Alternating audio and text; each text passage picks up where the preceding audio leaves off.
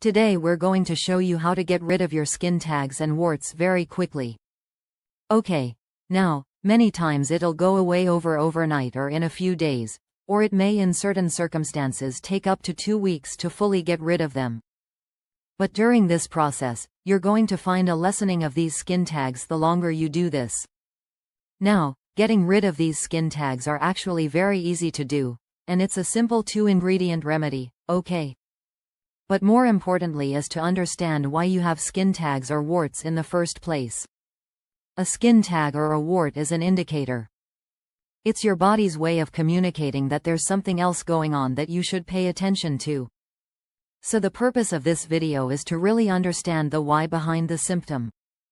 So not only can you get rid of it, but to make sure it doesn't come back, because there are other problems that are probably existing right now in your body that are related to this underlying cause. So first of all, what do we know about skin tags or warts? Well, we know we have a growth of cells, and the term for that is an anabolic response. Anabolic means the growth of something. It's actually a mini little tumor. It's a benign tumor. Benign tumors are not cancer. Cancer involves something called a malignancy, which it's spreading out of control. So a benign tumor happens at a very certain location and it gets to a certain size, but it doesn't take over the body. And these skin tags usually are on the folds of your skin, on your neck, armpit, but there can be anywhere as well. It can be in your mouth, your esophagus, the trachea, the larynx, your private parts, your groin, they can be all over. Now there is a high association between skin tags and warts and HPV. Human papilloma virus. You have to realize that HPV are not just one virus. It's over like 130 or 140 different types of human papilloma viruses. So each one can create different situations. Alright, so what else do we know about a skin tag? Well, definitely more common in women. So why is that? What's the difference between men and women? Well, women have more estrogen for one thing, and also you see a higher incidence of skin tags. When a woman gets pregnant, which would also validate this estrogen situation. And also, estrogen is an anabolic hormone, so it makes cells grow. And the more fat that you have, the more estrogen you're going to make. So if someone is overweight, they're going to make more estrogen, both men and women. And the last point about estrogen is that not only is there a high risk factor for getting skin tags, there's a higher risk factor of just having HPV and HPV-related cancers. There's that connection as well. But there's another interesting piece of information relating to these skin tags, and that would be increased risk of skin tags in conditions like diabetes, obesity, and PCOS, polycystic ovarian syndrome, which is really related to the underlying cause of diabetes and obesity, which is high levels of insulin, okay. But under that is insulin resistance. Now, in one study they did with 98 cases of people with skin tags, nearly all of them had insulin resistance, okay, based on a test called HOMA-IR, and I'll put that study down below.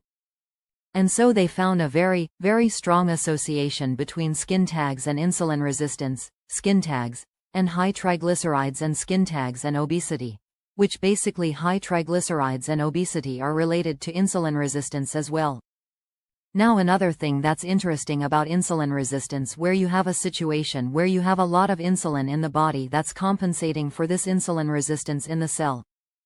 So when insulin is supposed to penetrate the mitochondria, the energy factory of the cell, to make ATP, which is energy, it doesn't do it to the degree it should.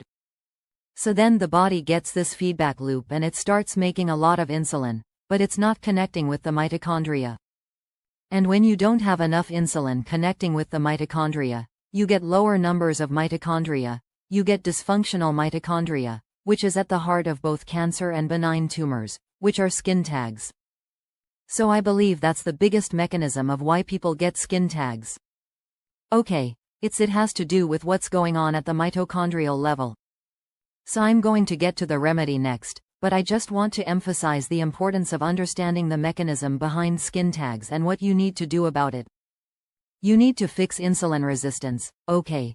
as well as estrogen dominance if you have that problem. But chances are it's going to be more of an insulin resistance problem.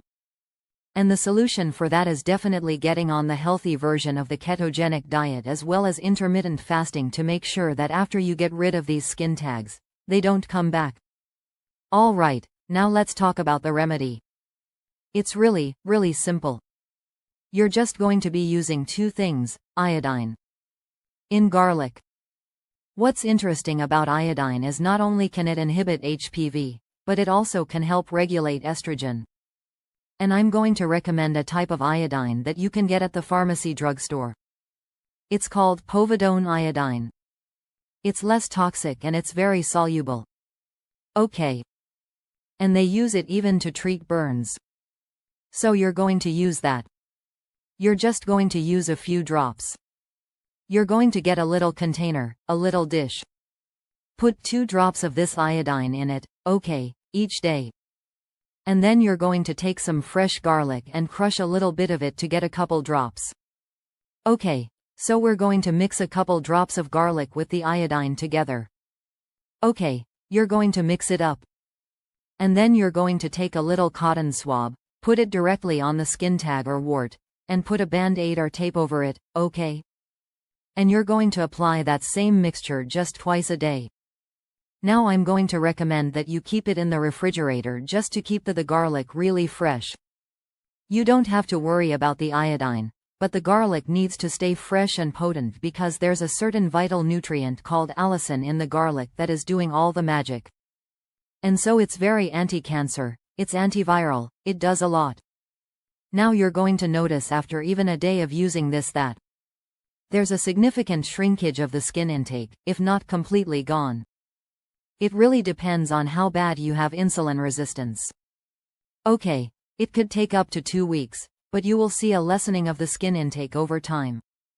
Now, the next day I recommend that you toss out the dish that you made the previous day and make a fresh batch. Couple drops of iodine, a couple drops of the garlic juice fresh, because that way we can maintain the potency of the garlic, okay? And you can just cut up this garlic clove and just crush different pieces of it each day and it'll go a long way. But we want that garlic fresh and we're going to put it on the area topically. Put a little band-aid or a piece of tape, and you're just going to keep repeating this, applying it to the surface of your skin for up to 2 weeks if you need it for that long. And you can also use other things too.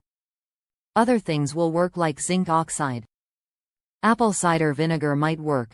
Oregano oil will work, but I think you're going to see the best results with garlic and this iodine.